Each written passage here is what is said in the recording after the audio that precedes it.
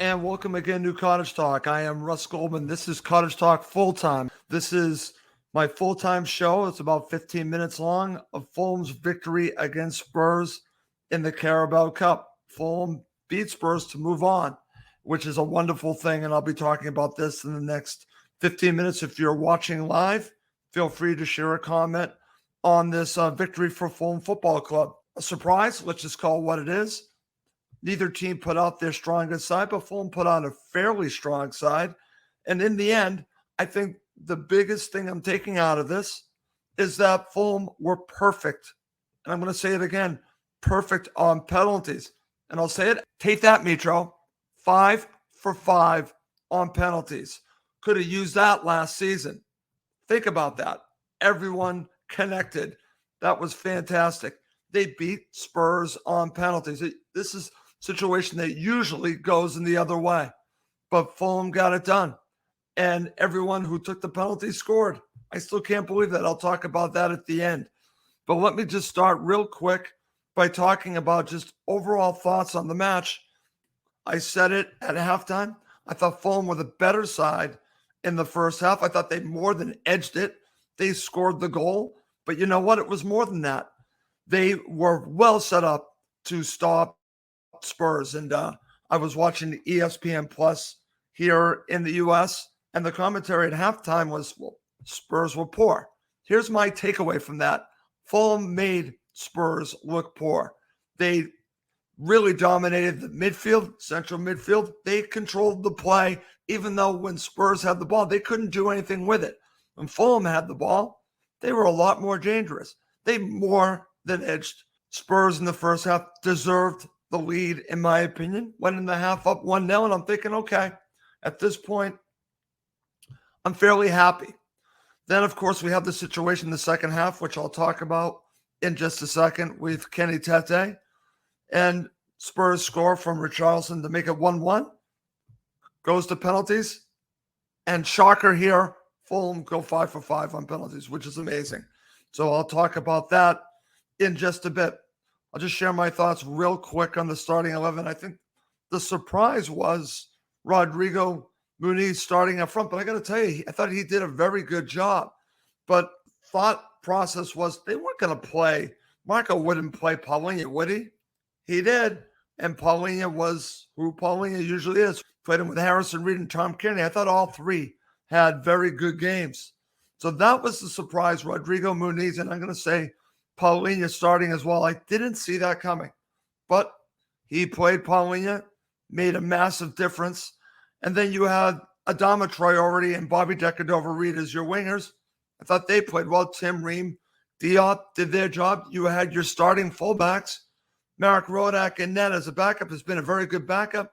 So besides Rodrigo Muniz, this was a pretty strong side. And like I mentioned, Rodrigo Muniz, I thought, played well. Had a couple of chances to score. Did not score, but I thought he did himself proud in this match except score a goal. So that's the way I'm looking at it. But if you look at the first half, like I mentioned, Fulham did more than enough to get the goal. I know it's an own goal, but Fulham created that situation. Tom Kearney absolutely created it and forced the own goal. He absolutely did. Harrison Reed was in the right place and forced the defender to make a mistake. Fulham go up 1-0 and had a few opportunities to get the second goal. Couldn't make it happen, but going to half up 1-0. And I'm thinking at this point, I'll take this. I'll take it. This is a bonus.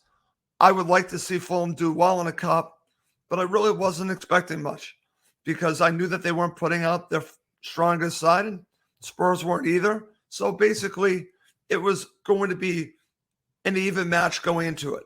But I was given the edge. In fact, I predicted Spurs were going to win this. Silly me, because Fulham ended up winning it. But the goal, like I mentioned, was an own goal, but I'll take it every day of the week. Every day of the week, I'll take an own goal like that. So as we go in the second half, I knew that probably about 10, 15 minutes into it, Spurs were going to start to make their changes. The unfortunate situation happens, I believe, maybe about 10 minutes into the second half, where you have Kenny Tete's boot basically exploding, and he needs to get a replacement. So I don't know where the kit man is on this, but Kenny Tete runs into the dressing room, and while he runs into the dressing room, you know what happens there. Richarlison scores. Great delivery down that side where Kenny Tete would have been. Bobby Decordova-Reid did the best he could, but Fulham were down a bit.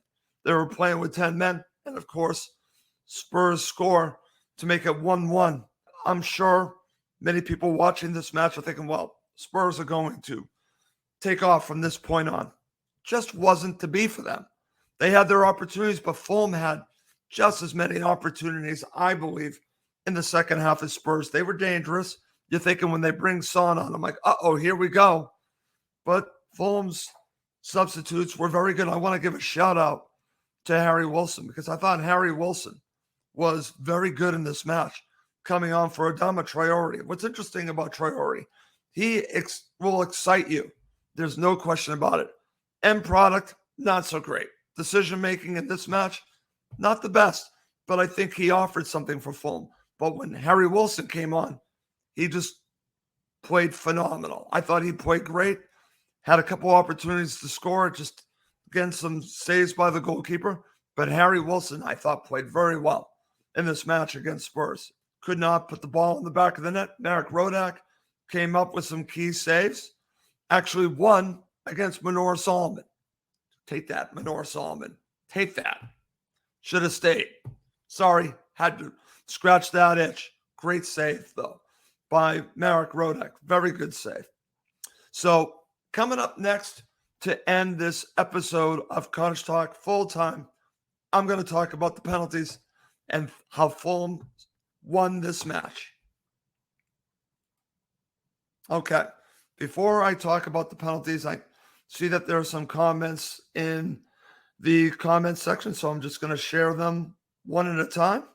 So Ross Nuttall says, boss them all evening, so-called superstars coming on. Chris Goodwin says, congrats on the win over Spurs. Martin Smith said, best team won on the night.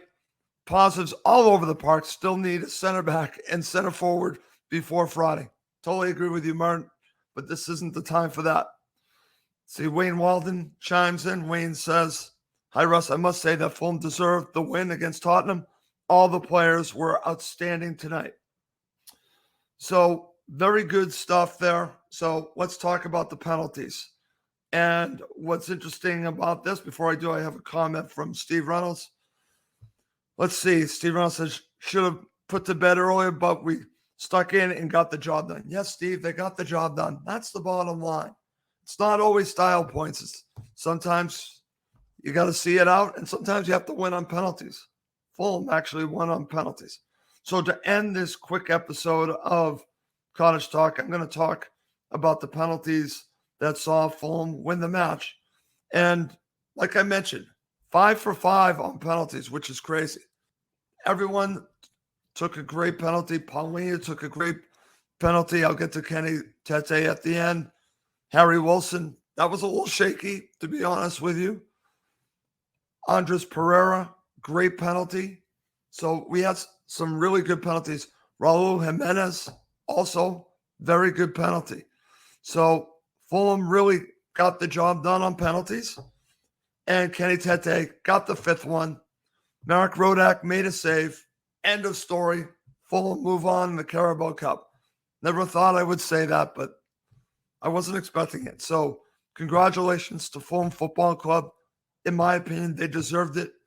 Even though it came to penalties, I thought they should have won that match before. And that's important. That's really important. I'm going to share some more comments before I wrap up this quick episode.